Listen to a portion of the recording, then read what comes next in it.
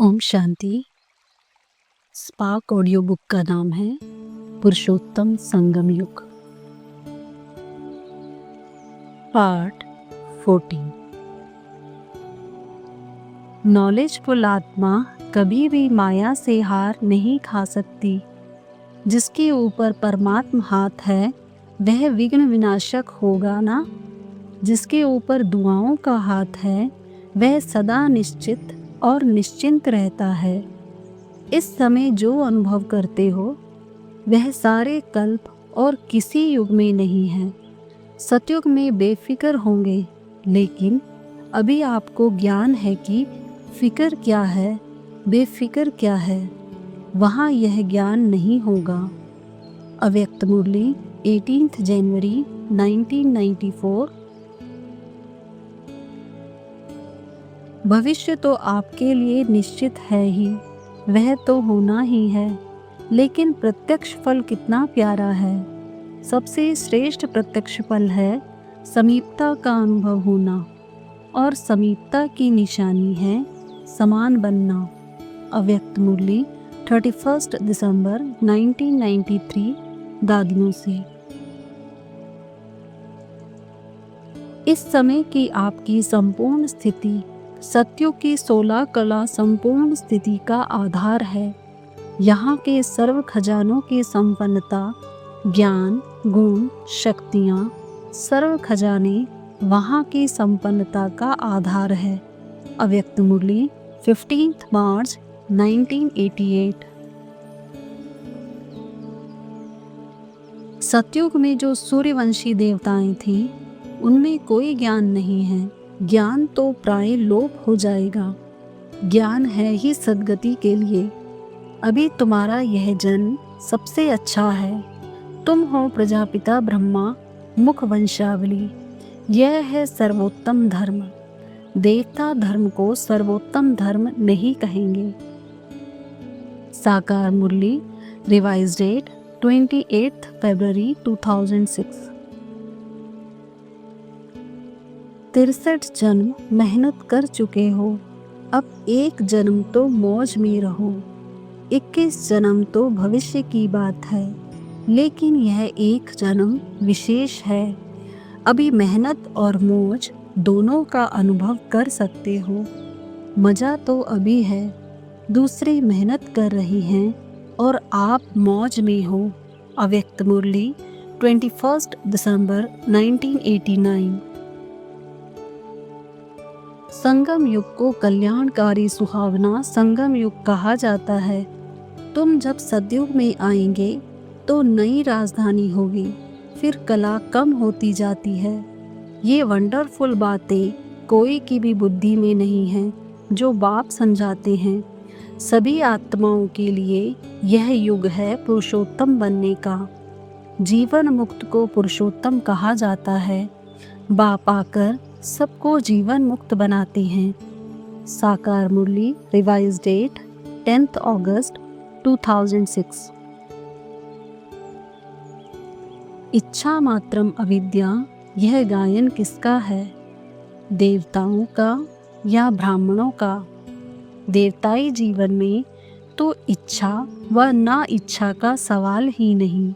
Knowledge होते इच्छा मात्रम अविद्या, इसको ही ब्राह्मण जीवन कहा जाता है। अव्यक्त मुरली 13 दिसंबर 1989 पार्टियों के साथ। अभी ही नई दुनिया और पुरानी दुनिया के बीच बाप यह ज्ञान देते हैं, फिर यह ज्ञान प्राय लोप हो जाता है। देवताओं को यह ज्ञान नहीं होता है। अगर उनको यह चक्र ज्ञान हो तो राजाई में मजा ही ना आए। अभी भी तुमको ख्याल होता है कि राज्य लेकर फिर हमारी यह हालत होगी, परंतु यह तो ड्रामा बना हुआ है। चक्र को फिरना ही है। साकार मुरली रिवाइज डेट 27 जुलाई 2006। कहते भविष्य किसने देखा? यह है असत्य की जजमेंट। भविष्य तो वर्तमान की परछाई है। बिना वर्तमान के भविष्य नहीं बनता। अल्पकाल के मान शान और नाम की मौज मना सकते हैं, लेकिन सर्वात्माओं के दिल के स्नेह का, दिल की दुआओं का मान नहीं पा सकते।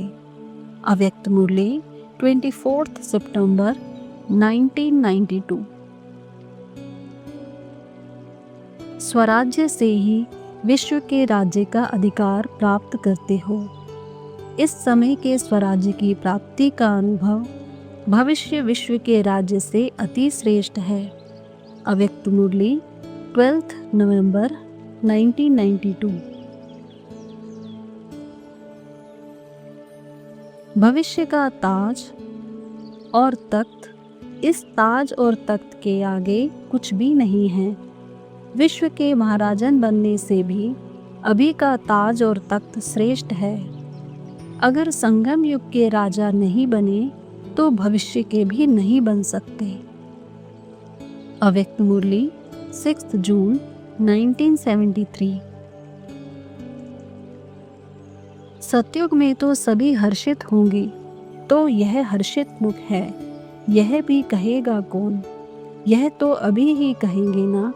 जो सदा हर्षित नहीं रहते वे ही वर्णन करेंगे कि यह हर्षित मुख है। अव्यक्त मुरली 21 अप्रैल 1973।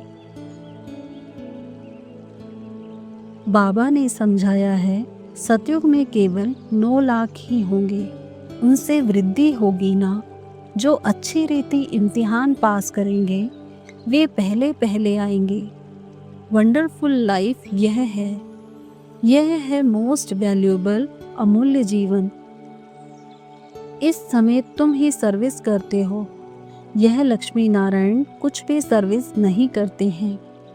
साकार मुरली, रिवाइज डेट 15 अप्रैल 2005।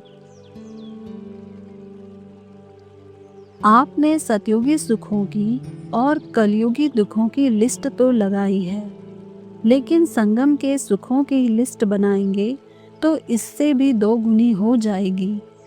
हर वक्त सुखों की लिस्ट, रत्नों की लिस्ट बुद्धि में दौड़ाते रहो। सुखों रूपी रत्नों से खेलते रहो तो कभी भी ड्रामा के खेल में हार ना हो। अव्यक्त मुरली 17 मई 1969। तुम कितना अच्छी रीति समझाते हो। टाइम लगता है, जो कल्प पहले लगा था वह लगेगा। जल्दी कुछ भी नहीं कर सकते। हीरे जैसा जन्म तुम्हारा यह अभी का है। देवताओं को भी हीरे जैसा जन्म नहीं कहेंगे। यह है तुम्हारा ईश्वरीय जन्म। साकार मुरली, रिवाइज डेट 29 जुलाई 2004। बाप कहते हैं, अब जज करो, शास्त्र राइट हैं या मैं राइट हूँ। वर्ल्ड की हिस्ट्री, ज्योग्राफी कैसे रिपीट होती है, सारी नॉलेज देते हैं। यह और कोई समझा ना सके। परमात्मा रचता और उनकी रचना को सतयुग में भी कोई नहीं जानता।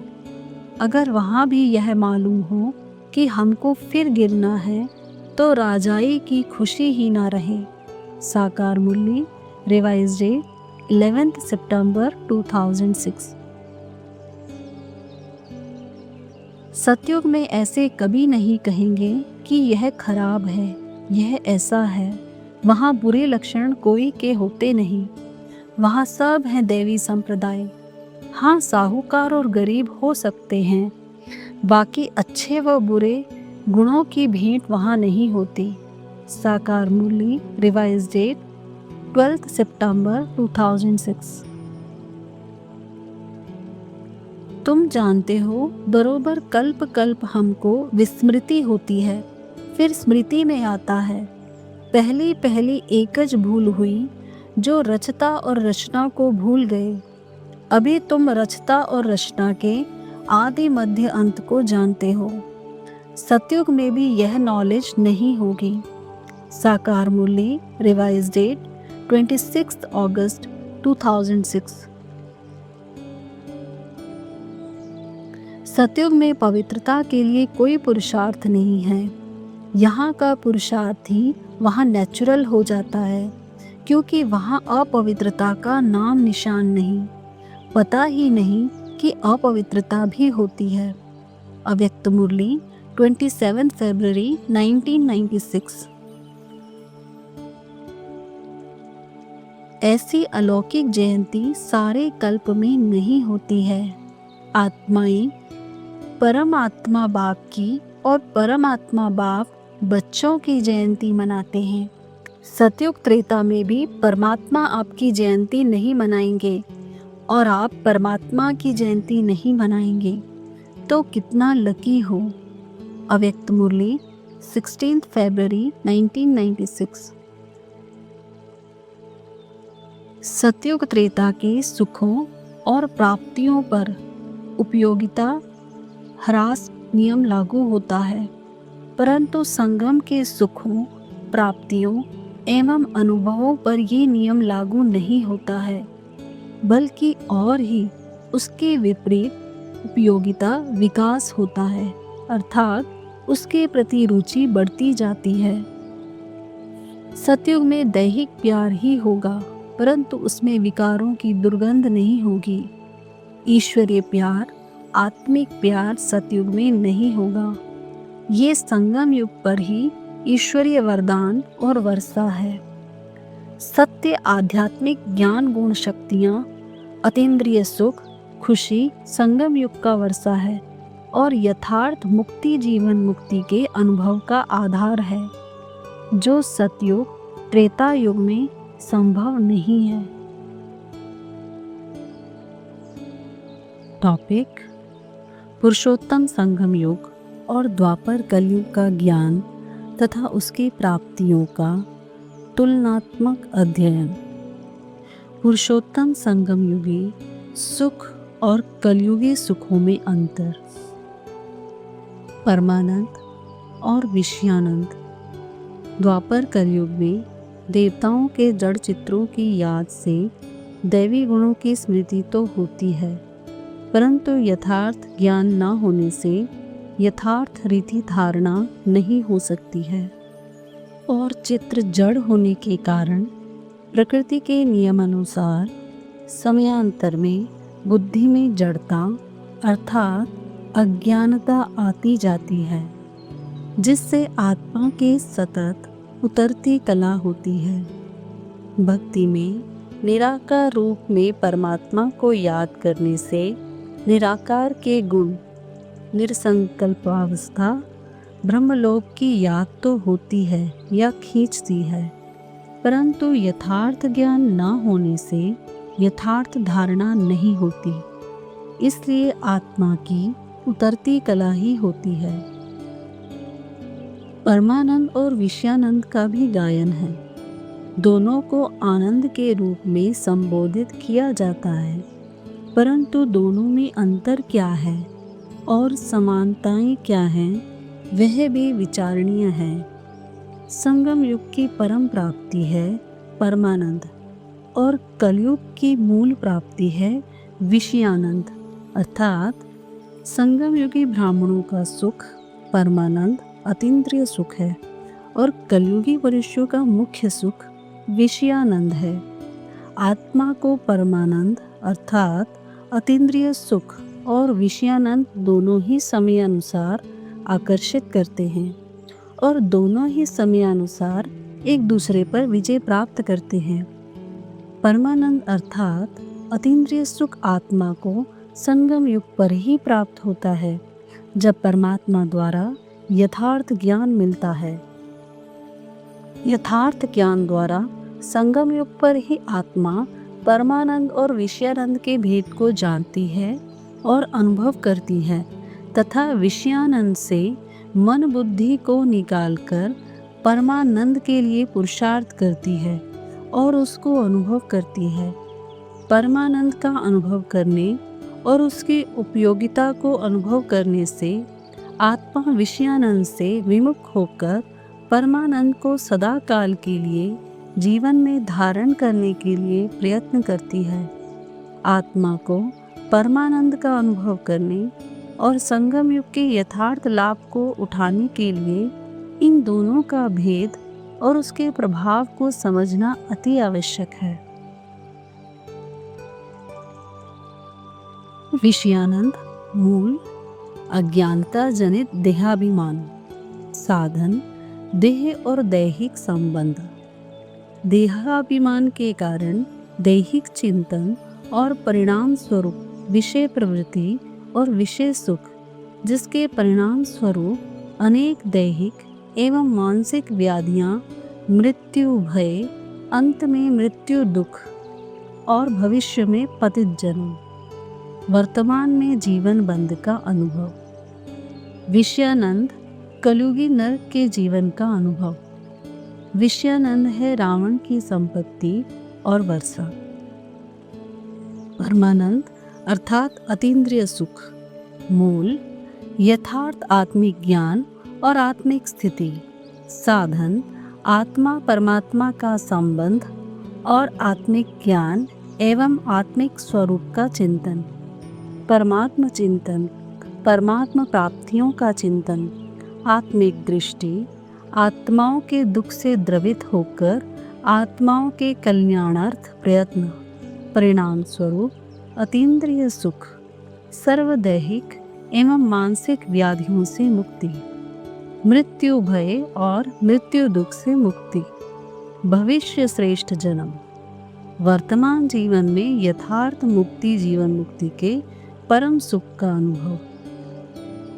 परमानंदमय संगम युगी ईश्वरीय जीवन के सुख का अनुभव। परमानंद है ईश्वर की संपत्ति और ईश्वरीय वर्षा। बाप आकर विषय सागर से क्षीर सागर में ले जाते हैं। यहाँ के साहूकार लोग समझते हैं हम तो स्वर्ग में हैं, जो गरीब हैं वे नरक में हैं। उनको मालूम नहीं कि स्वर्ग किसको कहा जाता है। साकार मुरली रिवाइज डेट 22 मई 2003।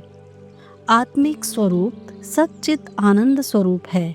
आत्मिक स्थिति इतनी गहन हो जाए जो हमारी दृष्टि वृत्ति वाइब्रेशन से अन्य आत्माएं भी उसकी अनुभूति करें। यही संगम युग पर हमारा अभिष्ट लक्ष्य और यथार्थ पुरुषार्थ है। ज्ञान देने वाला एक बाप के सिवाय दूसरा कोई नहीं है। ज्ञान से ही सद्गति होती है। अभी हम विषय वासना के दुबन में एकदम फंस पड़ते हैं। बाबा को भी ड्रामा अनुसार आना ही पड़ता है। बाप कहते हैं मैं बंधाईमान हूँ इन सब को दुबन से निकालने के लिए। इसको कहा जाता है कुंभी पाक नर्क। साकार मुरली रिवाइज डेट 23 अक्टूबर 2004। गरुड़ पुराण में भी विषय वैतरणी नदी का वर्णन है ना। पतित हैं तब पुकारते हैं शिव बाबा हमको इस पतित दुनिया से छुड़ाओ। अभी जब बाप आए हैं तब तुमको समझ पड़ी है कि यह विकार में जाना पतित काम है।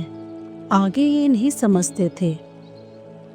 साकार मुरली रिवाइज डेट 4 नवंबर 2004। बाप स्वर्ग का वर्षा देते हैं, माया रावण श्राप देती है। यह भी खेल बना हुआ है। बाप कहते हैं ड्रामा अनुसार मैं शिवालय स्थापन करता हूँ। भारत शिवालय था, अभी वैश्यालय है। विषय सागर में गोता खाते रहते हैं। अभी भारत कितना भिखारी बन गया है। भारत ही कितना साहूकार था। स्वर्ग में एक ही आदि सनातन देवी देवता धर्म था। साकार मुरली रिवाइज डेट 8 जनवरी 2005। गृहस्थ व्यवहार में रहते कमल फूल समान पवित्र बनना है। इस मायावी विषय वैतरणी नदी में रहते कमल फूल समान पवित्र बनना है। साकार मुरली रिवाइज डेट 31 जनवरी 2005। प्रश्न: सतयुगी दैवी सृष्टि में विषय सुख भी नहीं और यथार्थ परमात्मा ज्ञान न होने से अतीन्द्रिय सुख भी नहीं, तो वहाँ कौन सा विशेष सुख होगा जिसके कारण सभी स्वर्ग को याद करते हैं और वहाँ की इच्छा रखते हैं? उत्तर, सतयुग में आत्मिक शक्ति होगी, जिसके कारण कुछ हद तक आत्मिक स्मृति होगी, जिससे आत्मा में विषय भोग की आकर्षण नहीं होती। इसलिए आत्मा वहाँ विद्यमान भौतिक सुखों का यथार्थ रीति सुख अनुभव करती है। द्वापर से जब देहाभिमान के कारण दैहिक दृष्टि होगी, जिससे जीवात्मा में विषय भोग की प्रवृत्ति होती, जिसके परिणाम स्वरूप आत्मिक शक्ति का ह्रास होता है और आत्मा दुख अनुभव करती है, तो उस सतयुगी सुख को याद करती है। यथार्थ अतीन्द्रिय सुख अभी संगम युग पर ही होता है। सतयुग में इंद्रिय सुख ही होंगे, परंतु आत्मिक शक्ति गुप्त रूप में प्रधान होगी, जिससे दैहिक प्यार होते भी विषय प्रवृत्ति नहीं होगी। वहाँ का दैहिक प्यार ही परमानंद के समान सुखदायी होगा, परंतु वहाँ ना विषयानंद होगा और ना ही परमानंद अर्थात अतीन्द्रिय सुख होगा। संगम युग पर ही विज्ञान द्वारा अनेक प्रकार विध्वंसकारी अस्त्र शस्त्रों का निर्माण होता है, जो कलयुगी विशाल सृष्टि के विनाश के निमित्त बनते हैं। जनसंख्या वृद्धि के कारण प्राकृतिक संपदा का दोहन होता है, उसके लिए अनेक प्रकार के सुख साधनों का निर्माण होता है, उससे विभिन्न प्रकार के प्रदूषण होते हैं, जिसके कारण प्रकृति में उथल पुथल होती है।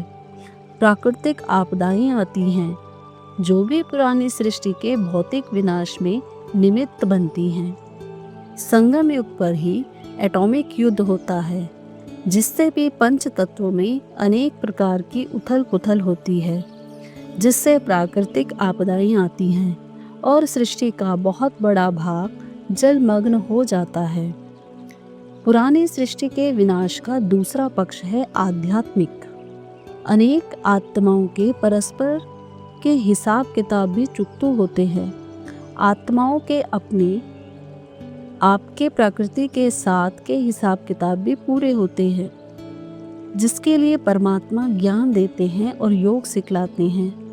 जो आत्माएं योग बल से अपने पुराने हिसाब किताब चुकतू नहीं करते, उनको अंत समय धर्मराज के द्वारा भोगना भोग कर पुराना खाता भस्म करना होता है। ये सारा कार्य संगम युग पर ही होता है। बच्चे समझते हैं इतना ऊंच से ऊंच देवता शंकर विनाश तो कर नहीं सकता है, लौ के विरुद्ध है, परंतु चित्रों पर समझाना होता है। चित्र तुम दिखाते हो तो उस पर समझाना है। संगम युग पर विनाश तो जरूर होता ही है, पुरानी दुनिया का विनाश होना ही है। प्रेरक अक्षर भी रॉन्ग है। साकार मुरली, रिवाइज डेट 26 अगस्त 1969। यह जो महाभारत लड़ाई है, इनकी भी ड्रामा में नूंद है। यह भी अभी निकले हैं, आगे थोड़े ही थे। 100 वर्ष के अंदर सभी हो जाते हैं। संगम युग के कम से कम 100 वर्ष चाहिए ना, सारी दुनिया नई बननी है। साकार मुरली, रिवाइज डेट 30 अक्टूबर 1969। अंत में वे फिर आदि वाले दिन रिपीट होंगे। साक्षात्कार भी सब बहुत विचित्र करते रहेंगे।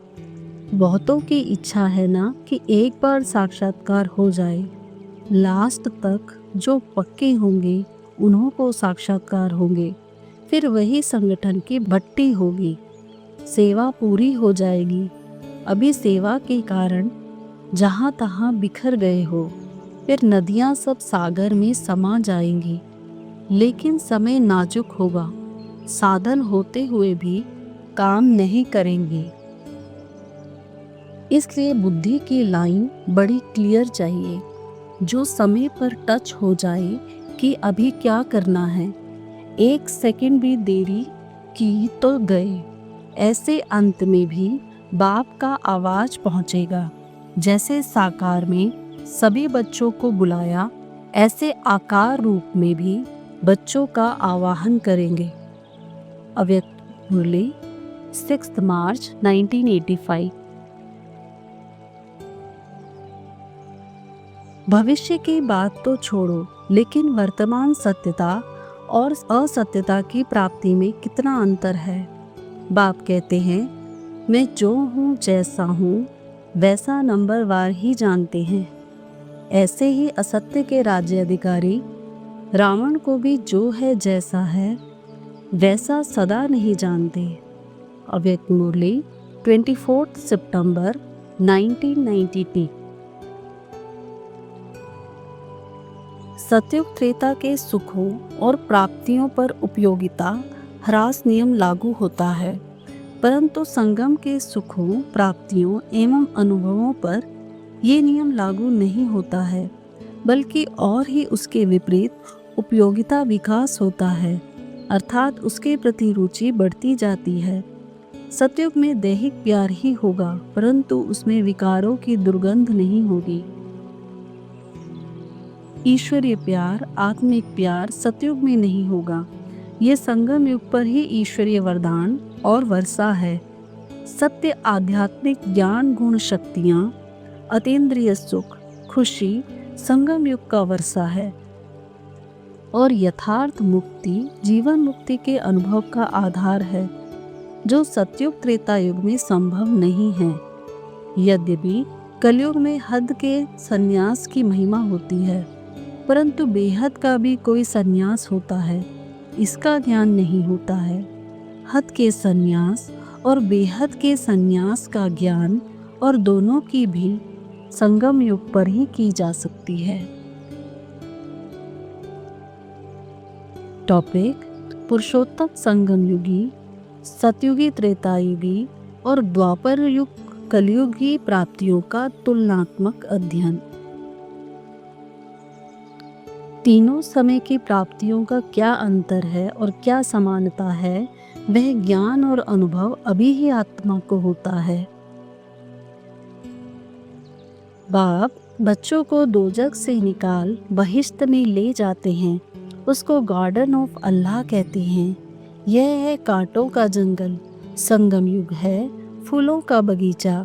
तुम्हारी बुद्धि ऊपर से नीचे तक चक्कर लगाती रहती है। तुम हो लाइट हाउस, सबको रास्ता बताने वाले। साकार मुरली, रिवाइज डेट 21 जनवरी 2004। सारे कल्प इंद्रियों, सुखों और विकारों के वशीभूत जीवन में ही आत्मा की आकर्षण रहती है। सतयुग त्रेता में भी जीव आत्माएं निर्विकारी इंद्रिय सुखों में ही जीते हैं और द्वापर कलयुग में विकारों के वशीभूत इंद्रिय सुखों में ही जीते हैं। उसके कारण उनके जीवन में अभिरुचि रहती है, परंतु संगम युग पर आत्मा को आत्मिक स्वरूप की स्थिति में परमात्मा के प्रेम और उसकी याद में इस विश्व नाटक की अद्भुतता को अवलोकन करने में विशेष आनंद की अनुभूति होती है, जिसके कारण आत्मा को इस संगम युगी जीवन में आकर्षण है। संगम युग है सारे कल्प के लिए पुरुषार्थ करके प्रारब्ध जमा करने का युग, अर्थात अभी जो हम पुरुषार्थ करते हैं उसका फल अभी भी अनुभव होता है और सारे कल्प में भी मिलता है। सतयुग त्रेता में अभी के पुरुषार्थ की प्रारब्ध का उपभोग करते हैं। द्वापर कलयुग में अभी जमा की हुई आत्मिक शक्ति के आधार पर अच्छे बुरे कर्म करके उसका अच्छा बुरा फल पाते हैं।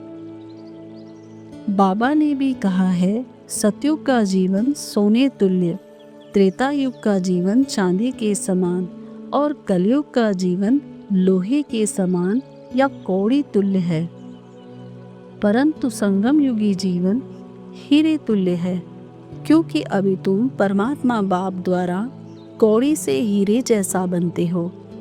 इस जीवन की तुलना बाबा ने पारस से भी की है, जो लोहे को भी सोना बना देता है। संगम युग पर हम ऊंचे ते ऊंच ब्राह्मण चोटी हैं। सतयुगी त्रेता युग में देवता होते हैं और द्वापर कलयुग में आसुरी जीवन होता है। संगम युग पर असुर से ब्राह्मण और ब्राह्मण से फरिश्ता और फरिश्ता से देवता बनते हैं।